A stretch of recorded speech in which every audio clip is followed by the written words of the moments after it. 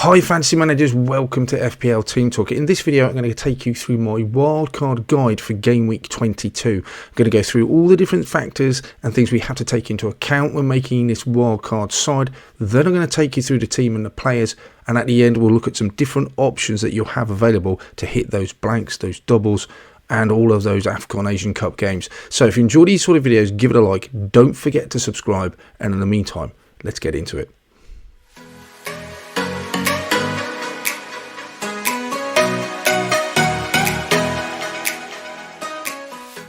So before we go into the wildcard side, there are a few things that we need to consider if you're wildcarding in game week 22, and that is AFCON Asian Cup. We don't know if those players, when they're going to come back. The very latest we think, even if the win whole competition is 25. So this does not include any of those AFCON players, obviously, but it does involve a route back to one or two, like Salah, who you may well need with Liverpool if they double in 25. We do have to consider the EFL Cup final. Likely, at the moment, you'd have to say, if you take the bookies odds, that Chelsea will play Liverpool, though Chelsea, as we know, are one behind. Fulham could upset Liverpool, so that's not a certainty. But if that happens, then we think the games in 26 will move to 25, and it could be that Liverpool would have a very tasty double in 25. So we do need to bear that in mind, and it will be a double game week for them. And Manchester City and Brentford. Man City have a double now in 25. That has been confirmed. And later on, when the FA Cup quarter-final draw is made, that will be a blank game week in 29. We don't know at this moment in time much information about that. And there's things with injuries to Bowen and Trent that also do disrupt this side. So even if you're wildcarding in 22, you've hit the trigger already, you need to set your side up, and it can be moved and adjusted as we get more information, because there's quite a long time until that game week 22 deadline, couple of weeks, to be able to change our minds. But this is the side that I've put together. There are going to be one or two changes at the end, and I'll go through the permutations about how it's affected in 26 and 25. I have gone for fairly cheap goalkeeping players in. I have gone for Areola, and I've gone for Turner. I do think they dovetail quite nicely. I wouldn't say either are brilliant, but I don't think there's many fantastic options out there altogether. Anyway, I do think the likes of Ortega, with Edison being injured, if he is going to be an option for the next, say, couple of months, then yeah, that's definitely someone I'd consider. But it would have to be a couple of months. I think even a few game weeks, it's likely then that Edison will be back. But if Ortega was about for that double game week, yeah, he's a player I'll be definitely looking to bring in. But then I still don't want to use a transfer later on to take a goalkeeper out. So that's one to keep an eye on at the moment. Like I said, I don't think Areola and Turner are the best options, but for the price, I think they're good value, and that's what I'm going for. In defence, I am going for Estepinian. His fixtures, as you'll see on screen, just look brilliant for the next 5, all the way up to almost game week 29. Luton away, Palace at home, Everton at home, and you've got Sheffield United away. Toughest game you'd say they'd have there is away at Tottenham, and even their defence can be got at. And Estepinian's numbers are just fantastic. It is a bit of a straw poll, but with him back in that defence, you'd have to say defensively they look a bit better. Got their first clean sheet away at West Ham, and he's just such an attacking force. Doesn't include the 2 goals you got in the FA Cup. Estepinian for 5 million just looks a brilliant option, so he comes in for me. Then I do think, even though defensively their numbers aren't great, Pedro Porro is a good option as well. Fixtures, don't mind them. 3 at home games in the next 5, so that looks decent. Possibility of him banking in 26, but we'll look at that later on. Otherwise, his goal and assist threat looks great. He scored in the FA Cup as well, so that was his first goal, but he just looks a brilliant option all round. Then defensively, I've gone for Gabriel over Saliba. The best defence there is. I think Saliba has always been considered to be more nailed on, but Gabriel, I think he's about as nailed on. For saving that 0.8 million, whatever it is right now on Saliba, I think it's definitely worth it. He has a little bit of a goal threat. He's scored 1 goal this season, but I'm not expecting too much from him. But Forest, West Ham, Burnley, Newcastle are all fixtures I'd like to get on board with. Liverpool at home, I can see them even keeping a clean sheet in that one, but I wouldn't be banking on it and possibly be benching him for that fixture. But Gabriel, best defence, I want a piece of that Arsenal defence.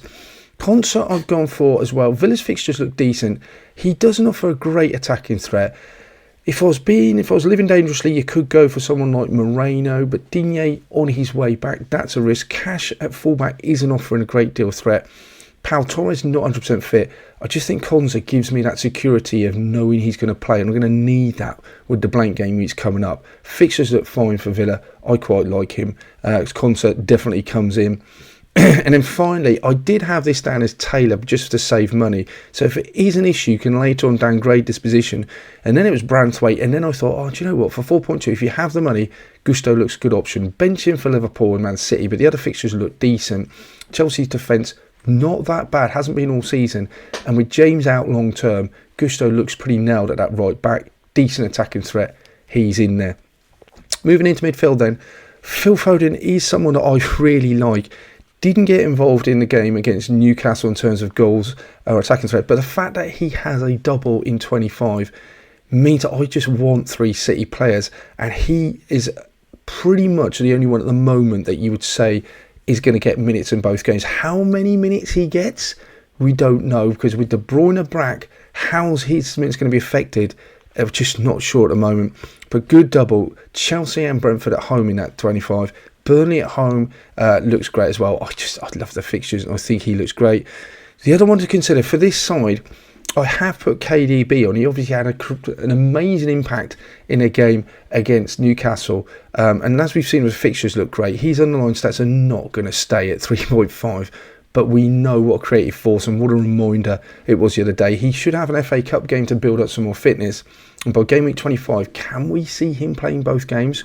Quite possibly. I do like KDB as another Man City option, but he does come with a risk with minutes, I think. Saka is in as well. People sort of jumping off him a little bit recently in terms of the fact that he's got 1 return in the last 5 games.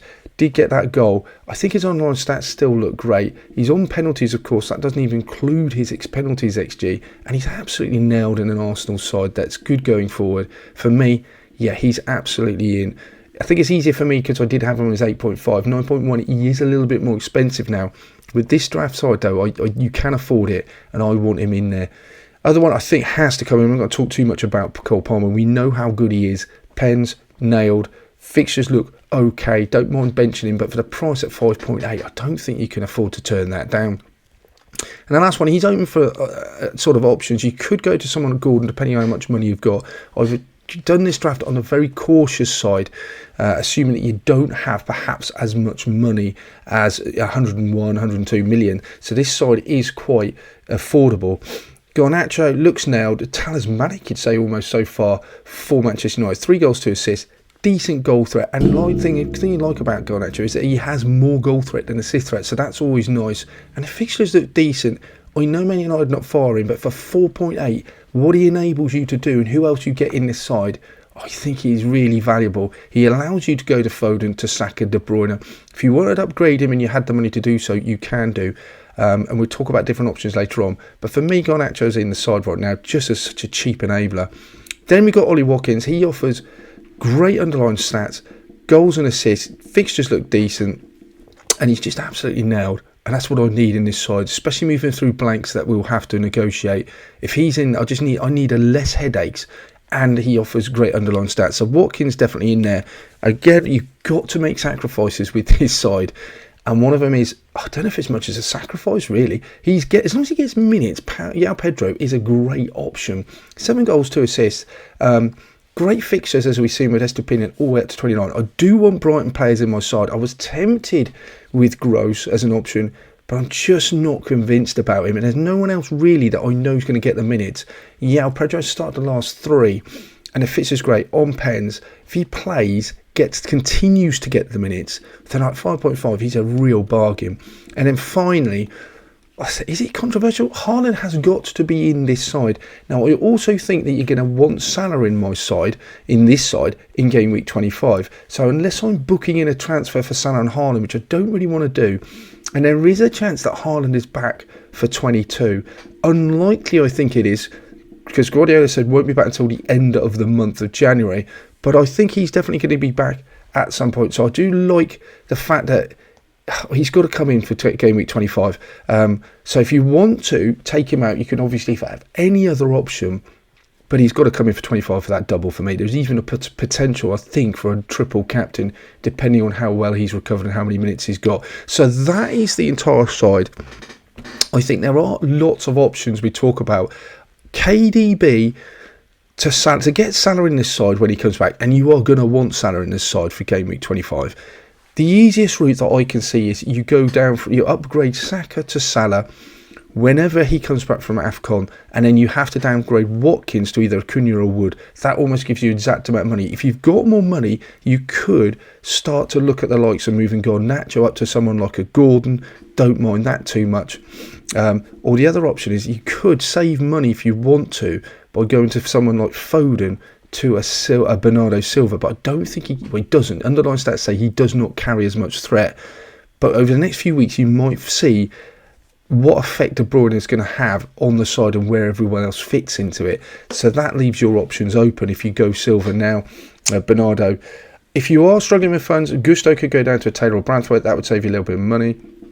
But otherwise, I really like the side. I think it looks really good. Let's see how it sets up. For game week 22, Chelsea have a difficult fixture. I would bench Conser at home to Newcastle. Otherwise, the rest of the side looks really good. I've not talked about captaincy, but I think if Haaland's fit, you definitely go him. Otherwise, De Bruyne, if you think he's going to start, looks a good option. Maybe Saka away. Not easy, I have to say. Even Pedro and Pens wouldn't be a bad call, I think. With this side going into 25 then, the doubles, you've got 3 players doubling, De Bruyne, Foden and Haaland. But you have Liverpool as well doubling. So we'll have a look at how that affects if you bring in some Liverpool players in a second. But if you kept this side, remember you've got transfers in game week 23, 24 to sort this side out into a better side for the doubles as they're confirmed. But we don't know they are confirmed yet. But remember, teams will blank. Chelsea and Tottenham will blank in 26 most likely if they get through to the EFL Cup final. If Liverpool get through and Chelsea don't, then Porro will just blank and you'll have Palmer and Gusto. But they have a difficult fixture. So this side still gets you through 26. If you want to bring Liverpool players in, it's difficult with this side. I think you do what I said a minute ago, which is you downgrade Watkins to Wood and then you bring in Salah for Saka. Therefore, you've got 4 doubles in that side. Now, there isn't many other Liverpool players that I think that I could really rely on at this moment in time to be in this double. Who else is going to play 2 fixtures? They're great fixtures away at Brentford and Luton.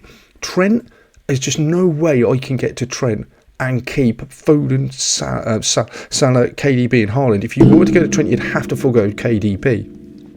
Even if you downgrade the likes of Foden, there isn't anyone else really where you can save enough money to get to Trent. It just isn't happening. So apart from Trent, what other Liverpool players do we know are definitely going to be playing? You could take a punt on someone like Nunez, but I don't even know if he's going to play both games. Or Diaz, possibly you could go. You'd have to again be making sacrifices with Foden coming out, and maybe then you could start to upgrade the likes of Palmer. But that's quite a sacrifice to make because Palmer's just such a good option. But with 26, if you had 4 players, because Salah at my mind at the moment is the only one that I think will play both games if he doesn't win the AFCON Cup. But then you would have an issue of having more Liverpool players if they get through to the EFL Cup final of how are you getting through game week 26. So those are a lot of the options. There's quite a few things to think about and more become clear, I think, towards the end of game week 21. We have more information about who might be progressing in AFCON. We will know who needs in the EFL Cup final by that point. So we maybe need to revisit and update this. But at the moment, this is a side that I would go with. That's it for this one then, guys. Let me know in the comments below if you are wildcarding in game week 22. Are there any plays that you think I've overlooked or any options that you would be considering? In the meantime, we're going to come back at you with watch list team selection before the game week 22 deadline. So hit the like, don't forget to subscribe, and in the meantime, take care, good luck, speak to you soon.